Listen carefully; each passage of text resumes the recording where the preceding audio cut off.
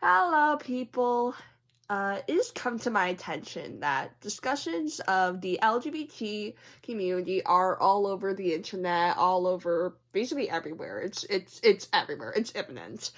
But it seems that many people don't understand all these terms flying about. I'm making this video not to promote the LGBT community, not to say for and against it, anything like that. What I want is for people to use vocabulary correctly. Today, I will be giving what, by my standards, is an explanation of the most common LGBT identities that are discussed. I will do my best to explain it in an easy to understand way and try to explain things in a way that I believe I'd say a 13-year-old could watch this. So, whether you are a person who disagrees with the idea of the LGBT community and just want to educate yourself, or maybe you know nothing about it, or you're a part of the LGBT community, or you're an avid supporter, or even if you're just a person who's wondering if you're part of it, this video should be good for you. Or at least a good start for you. Speaking of starts, before we start, here's a few things. First, let's review our baseline vocabulary. Straight means attracted to the opposite sex, like a guy with a girl, vice versa. Cis is not a slur, and it just means you are the gender you were born as and you are comfortable with it. Heteronormative is basically the same as saying straight.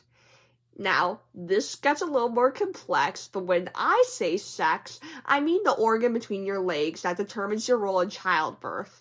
When I say gender, that ranges from girl or boy to non-binary and beyond. Next, I want to point out I am an autistic 16-year-old, soon to be 17, but a 16-year-old girl who is going to read off my computer because I cannot speak as well as I can write.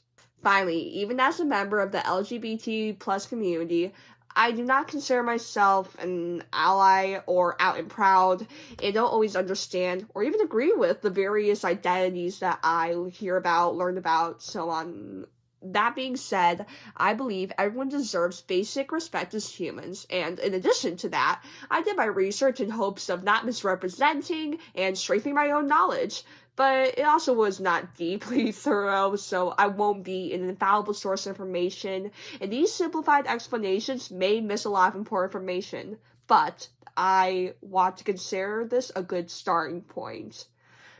Alright, I think that's enough for an intro. Now we begin. Lesbian.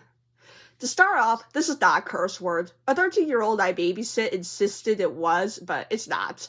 Lesbian is typically explained as a female who doesn't want to romantically be with a male, but another woman. Usually, lesbian has been used to describe a female attracted only to females, but recently, people have argued that a bisexual female counts as a lesbian if she's more attracted to females than guys. Gay.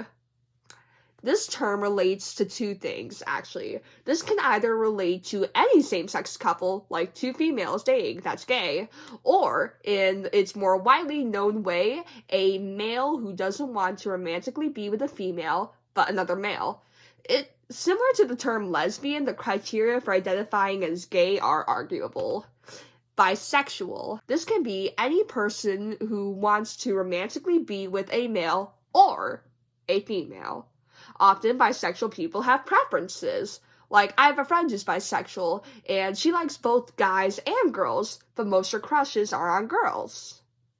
Transgender. It's a bit more complicated to explain this one, so I'll just use some story time for y'all.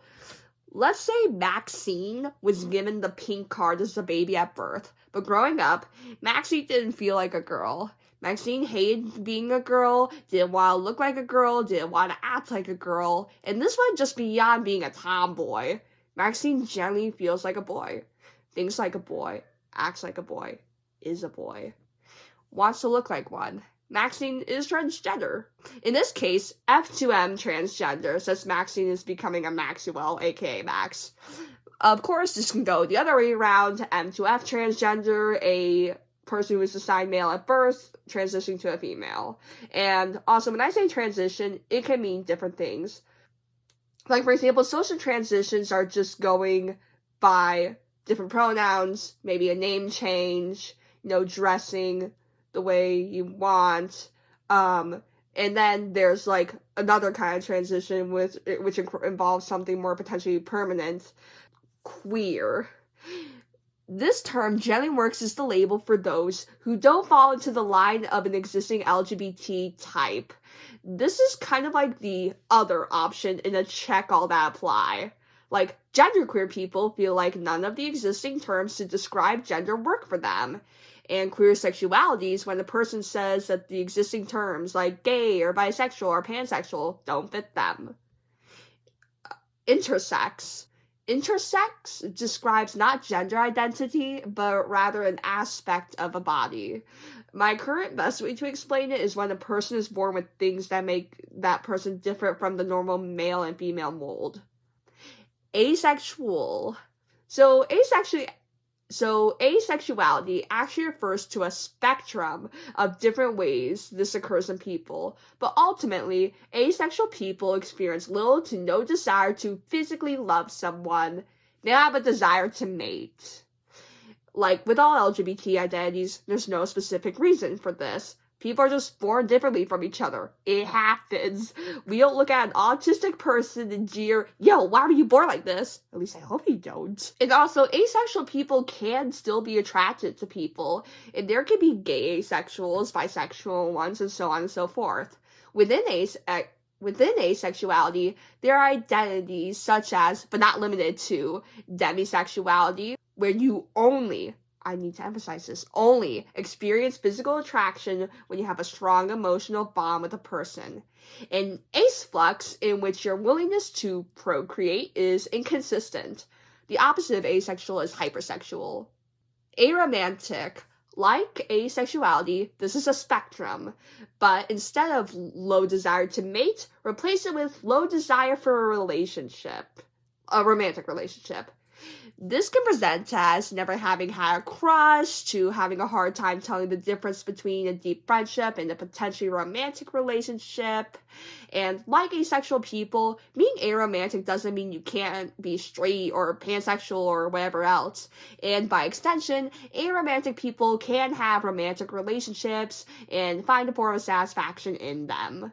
There's also queer platonic relationships, which is basically where you and an aromantic person go beyond basic friendship, and it's a friendship that requires emotional commitment, lots of care, kind of looks a lot like the stuff you'd expect from someone you're dating, but it does not have many or any of the romantic or physically romantic elements that you see in a typical relationship.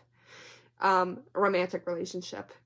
Demi-romantic and aeroflux are, again, like their asexual counterparts, but focusing on a low desire for romantic relationships. That being said, you can also be aero-ace, a combination of asexual and aromantic. Is there a demi-aero-ace and an aero-ace flux? Probably. Agender. Agender. This is an umbrella term that encases many different types of people. This can range from non-binary to gender fluid to gender queer, to name a few. Non-binary people are put under the transgender spectrum, but also fit into the criteria for agender. Think back to my story of Maxine becoming Maxwell, but instead of wanting to be a boy rather than a girl, say Max grew up feeling like neither gender quite fit. Almost like a fusion between the two genders. This is my simplified explanation of non-binary people. There are many alternate pronouns to he and her, but the most common one we hear is someone going by they, them pronouns. Oh my god, I just butchered the spelling of most.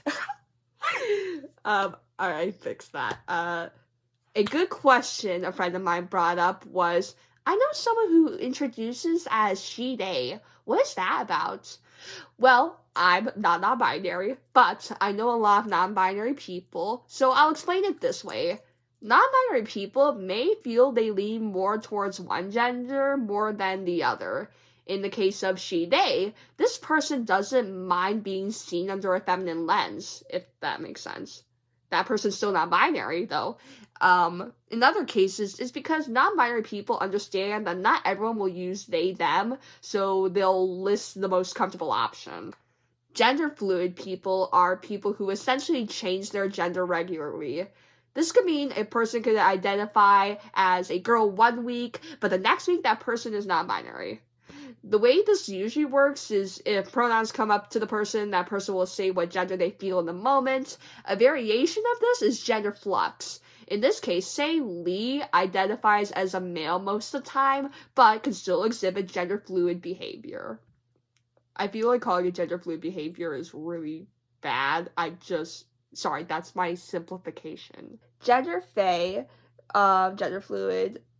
means essentially, a gender fluid person who goes through the genders but never, like, masculine genders. Gender fawn is basically the same thing but never female aligned genders, feminine genders. And then gender floor means, like, it's never, the binary male or female. Pansexual.